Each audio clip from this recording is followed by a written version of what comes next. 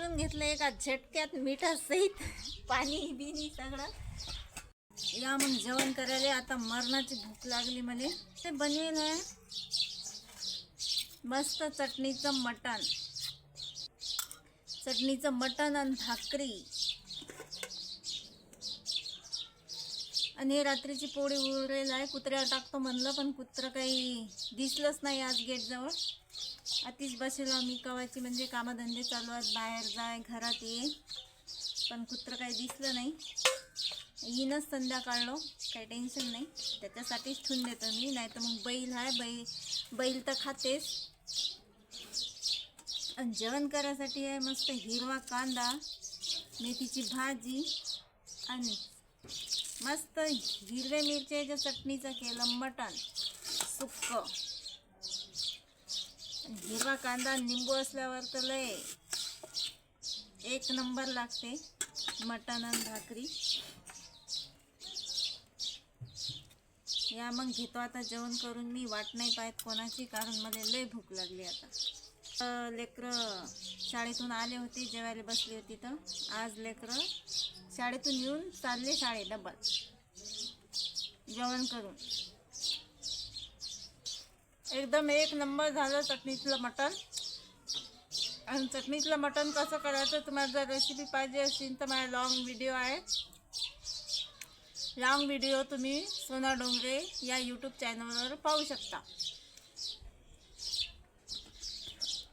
पूर्ण रेसिपी आहे चटणीतलं सुक्क मटण कसं करायचं. एका भाकरीतली फक्त एवढी एक भाकर उरली. आणि हा वरचा पोपडा. एवढी भूक लागली होती मरणाची, तर काही चावलं काही नाही चावलं, पण गेला आता पोटात. घेतलं खाऊन.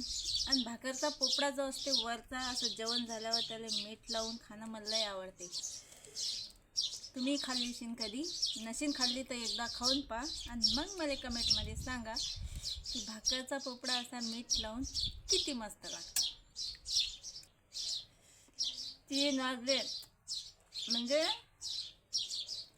3 सांजा एक झाल्या. सावल्या सगळं आलं इकडे, तरी माझ्या अजून जेवणच चालू आहे. हे आहेत घरी राहायचे परिणाम. वावरात गेलं की 10 वाजता 11 वाजता जेवण, आणि घरी राहिलं की 3 वाजता जेवण करायला. 3 वाजले, माझं जेवण चालूच आहे अजून. बकऱ्या येतात आता. आज संध्याकाळचा विचार काही केला नाही, भाकर उरे का नाही उरीन तेवढी हाय आता उरे. संध्याकाळचं पाहू. जास्त 3 वाजले जेवायले.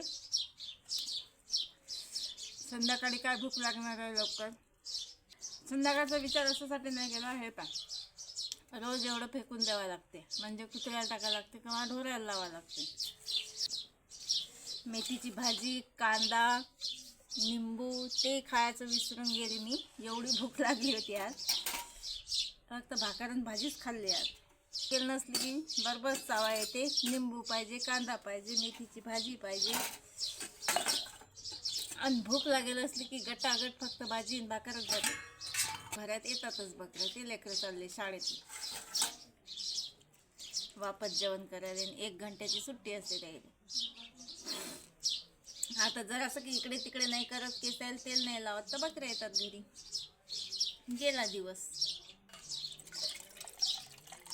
आई म्हणते हा शाहू दिवस आहे. शाहू दिवस म्हणजे लहान दिवस. जेवण झालं म्हणजे उरकले आता सगळे काम.